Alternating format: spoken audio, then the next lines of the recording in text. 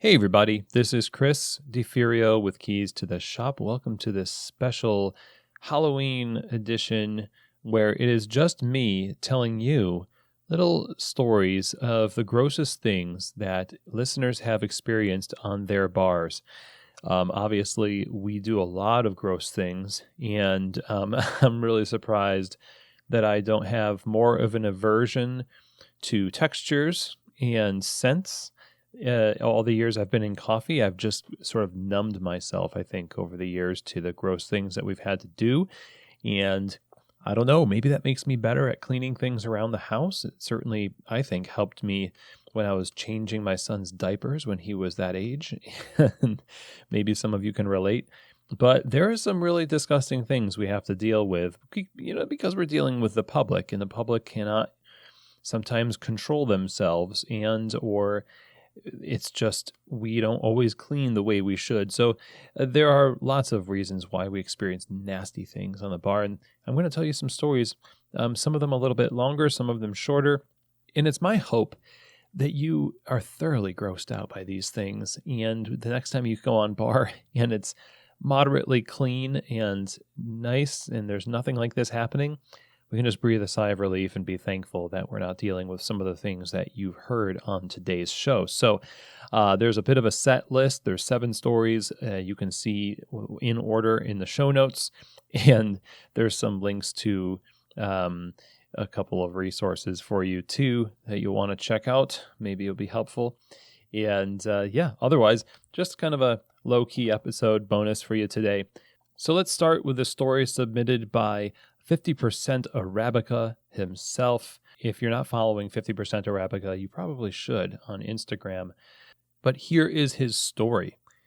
Once, while I was starting the roasting session at 7 a.m., I was preheating the drum with old coffee, something like 5 cycles. So I'm having pour over, a breakfast, I'm planning the roasting session, preparing the batches. Here we go. Espresso roast goes first. I feel focused. Seconds before the first crack, my bowel movement went insane. Just like that. I must not leave the roaster now, though. So I'm doing my things, turning off the airflow, checking the rate of rise, decline, watching the bean temperature, but I cannot physically hold it anymore. I drop the batch into the cooling tray with 0.2 degrees precision, and I completely crap myself at the very same time. I can already feel it on my legs, my knees, then ankles, and I'm moving towards the restroom in the coffee shop very slowly. And he goes on to say, the mess that I found there and dealt with would make another 2 paragraphs, but don't worry, I won't go on. I guess I don't wish you would go on. We can imagine that. That's disgusting, and good for you. Good for you for caring for the coffee so much, putting yourself in harm's way, and doing the right thing. So thank you to 50% Arabica. Go definitely follow him on his great coffee meme page, the best that there is out there. All right, well, let's move on to the next story then. This one is called Backed Up Bar, and it's submitted by Philip.ky, a barista friend of mine here locally in Louisville, Kentucky. And the story basically goes like this. When the cafe I worked in first opened their downtown location, they were doing quite a bit of construction on the area directly across the street that would turn into the parking lot for the hotel. One day, while working my shift, we started to smell something absolutely atrocious with seemingly no source. That's the best. That's the best on bar, isn't it? He goes on, this is until the brown liquid started to seep up out of the floor grate in the kitchen. Slowly but surely, it started to rise out of the grate in the tight kitchen space, and we did what we could to close things down before it got too bad. The entire cafe began to smell like sewage pretty quickly. It turns out that they had punctured a sewer line while working on the hotel. It began to spread out into the bar area, seeping under the walls and out into the actual seating area itself, and many bar towels were lost that day. R.I.P. bar towels. Trying to contain it into one area, of course, we ended up shutting down the cafe that day. But the funniest part about all of this is that Not a single customer asked about the pungent smell that you could detect even outside the courtyard. We had to notify every single one before they actually left about 10 minutes later. I wonder, like, if people were smelling it and they just didn't know what to do, or they were already engrossed. Good pun, actually, engrossed in what they were doing. But my gosh, if I were in the cafe and I was trying to work and I smelled sewage, I would be completely out of there. And that is disgusting, just a disgusting situation to have to deal with. And it's funny because now, we all have masks, and those situations, you kind of wish you did have a mask on you. So thank you to Philip.ky for submitting this one. And obviously, this is a crappy situation to be in. Haha. And just par for the course. You never know what's going to come out of those grates. Sometimes you just have to walk by them and wonder. It's kind of like like a clown just sitting down there waiting for you. In this case, just a mass of just people waste, just waiting to come springing up like some nasty pitcher rinser from hell. Anyway, thank you, Philip. Now to our next story. I'm going to call this little short one, Clean Up in Everywhere Aisle. This very brief little story comes to us from Cody Barnhart, and I cannot tell you what I would do in this situation. Would I call somebody? Would I deal with it myself? I have no idea. It's just revolting to think about this transpiring on the bar.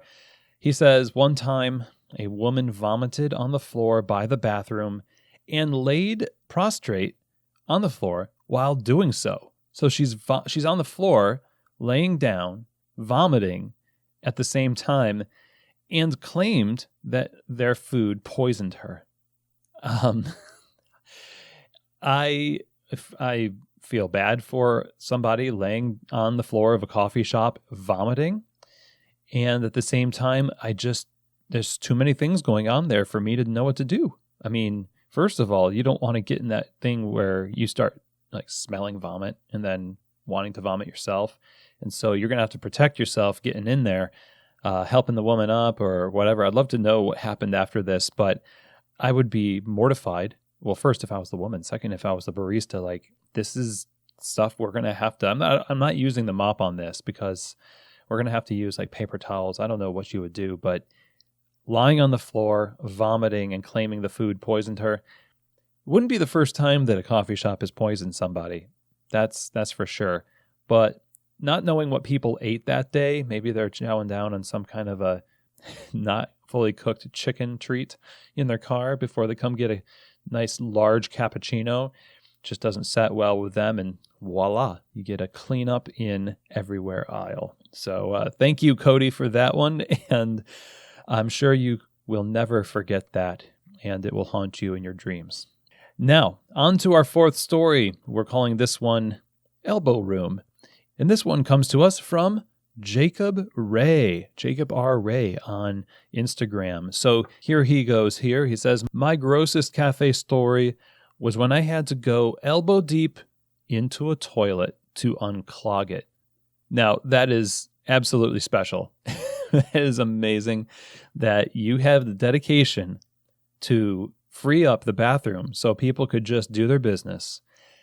That is dedication to hospitality. So you get the gold star for hospitality, risking life and limb, literally, for the sake of the customer. So he goes on, it was the middle of a rush. A family had back-to-back used one of our two restrooms. It doesn't mention anything about the family, but I kind of imagine the family from the National Lampoon's Christmas movie with the RV.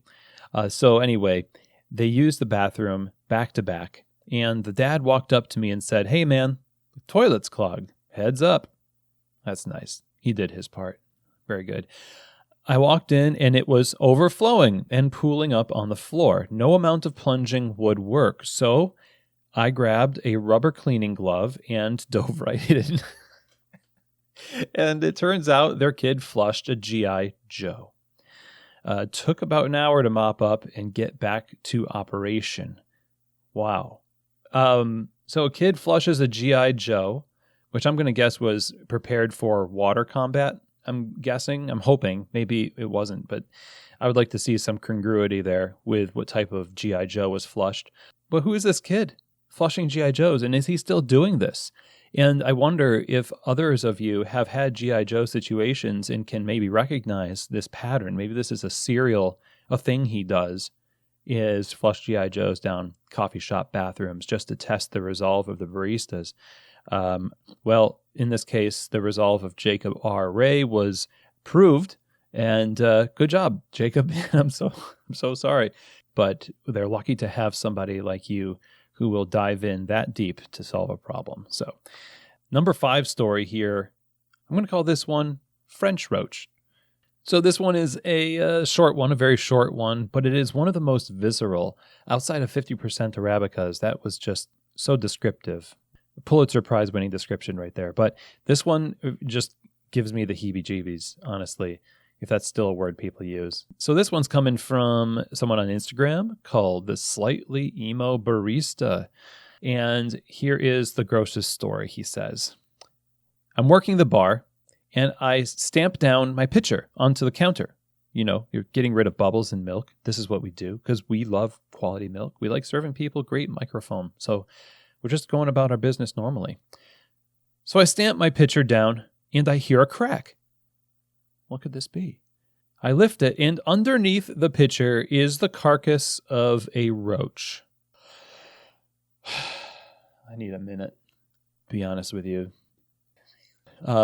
He goes on, because it gets worse. The worst part is, little tiny roach larvae were crawling out from inside the carcass in their thousands. I wanted to die. Well, slightly emo barista. I think something like that would make me a very emo barista. That's nightmarish. And I'm so sorry for everyone involved. You, the roach, its children, all of you. And I'm sure you handled it like a pro. But that's disgusting. And it makes me want to die also. But thank you very much, I think, to the slightly emo barista. And every time I tap a pitcher on a counter, I'm just going to think of this story because I don't want that to ever happen to me. This next story is called Takeout Coffee. This comes to us from a listener on Instagram named Your Nabi. And this is another little short one, but it is fantastic. And I bet you it's happening in a lot more places than where they experience this story. So here goes. A cafe next door to ours asked for my help with their machine as something wasn't running well. After pulling the shot to do some troubleshooting, I realized that something was wrong in the portafilter. I took the basket out and discovered a layer. Yes, an entire layer of mold. The owner looked at me shocked and said, "Wow, I didn't know you could take that out." I literally almost threw up. Of course, especially if you had been tasting the shots or ever got a drink in that store. And the reaction to be, "Wow, I didn't know you could take that out," is it's above and beyond something. I mean, just think of the number of drinks that have been made on that moldy portafilter. And then just think about the 5-star reviews that some people have given to this coffee shop probably, and how it's someone's favorite coffee shop. It's, you know what it is? You know why they say it's their favorite coffee shop? It's like the mold is taking over their brain like zombie ants. That's what it is. Just look up zombie ants. It's really fascinating. This fungus takes over people's brains. So maybe that's what they were doing at that shop, is they were trying like customer mind control by propagating this moldy espresso. But my God. Ugh. And I do believe there's probably way more people out there that have similar situations like this. So check your portafilters, people. It's 10 o'clock. Do you know where your portafilters are? That's a shout out to some of you older listeners if you don't know that PSA. But anyway, thank you so much for that story, Urinabe. That was amazing. And I'm glad you're okay. So our next story is called Rabid Fire.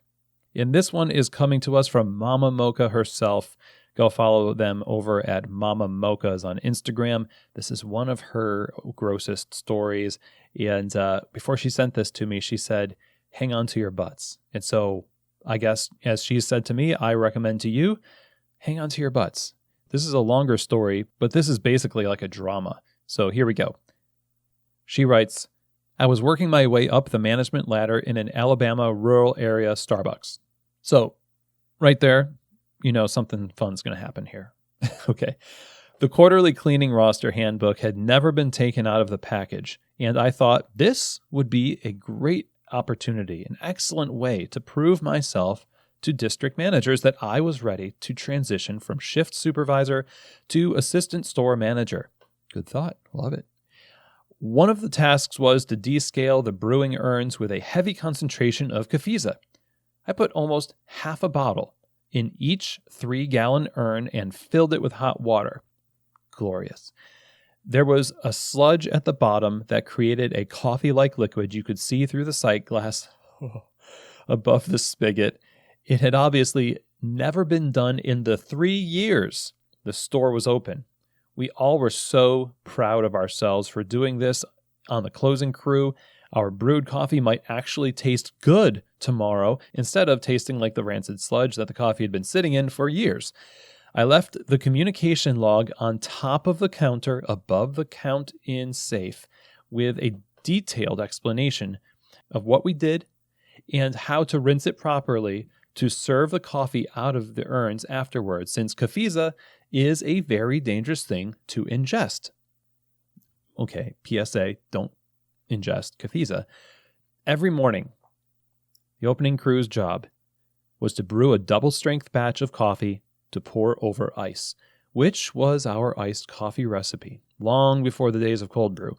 The opening shift supervisor did not look at the cleaning roster, nor did she look at my personal note, nor did she look at the manager communication log in front of her face. She, in fact, thought we had left coffee in the urns from the brewed coffee the night before because the sight glass was so dark at that point. She made a horrific error by choosing to be lazy and use what she thought was the previous night's sludge coffee as her iced coffee concentrate for the day. She poured the mixture over ice in a pitcher and put it in the fridge. Our general manager drank a venti iced coffee every morning when she came in. She was halfway through the coffee, her coffee, when she came in and complained about the burning flavor, and then she started foaming out of her nose and mouth. Oh, it's not funny, but it is. She had incredible diarrhea. And that's when they saw the manager communication log. They rushed her to the ER. She was in poison recovery for 2 weeks and survived. Happy ending. That shift supervisor was given a suspension, and I was given a promotion. So basically, she nearly killed a manager because of that manager's laziness with coffee quality. But, you did the right thing by trying to clean the stuff, And what a tragic chain of events. But if I can't even imagine standing in front of your boss and watching them start to foam out of their nose and mouth. Maybe if your manager has anger problems, you thought that might have happened to you before, but that is super scary. And it's a lesson to all of us, I suppose, that it does not pay to skip quality control. What a story. I'm glad that she survived, and I'm glad that you got a promotion. So I guess it's a good story all around. And there's a bonus here, too, from Mama Mocha's, a very short little story that also when she was working at the Starbucks drive-thru, a woman paid $5 in hot, sweaty quarters that she pulled out of her bra. I'm just going to let that sit right there. Hot, sweaty quarters from the bra. She carried those quarters, who knows how many, under her boob, in her bra, and I was astounded. I am equally astounded and thankful that you shared those, because as long as I'm not getting sweaty bra quarters from customers, I think my day is going just great. So thank you to Sarah from Mama Mocha's for submitting that one. Amazing stuff. And our final story today comes from me. And I'm calling this one When You're in Trouble. So this was probably the grossest thing that ever happened to me in my history in coffee. And it's something that seared into my mind. And I did it with a dedication, I will say a valor in my heart for the company. I felt pride doing this. I said, I don't care. I don't care about myself. I'm willing to fall on the sword by taking care of what happened in the bathroom. I was working in a restaurant in upstate New York as a director of coffee, and I was on break, so I went to the restroom. And when I got to the restroom, I saw in the urinal a combination that I didn't want to see. There was broken glass on the floor underneath the urinal, in the urinal, wine on the urinal and the floor. And mixed in with that wine was both urine and vomit, all in this little soup in the base of the urinal. I'm not sure what happened here.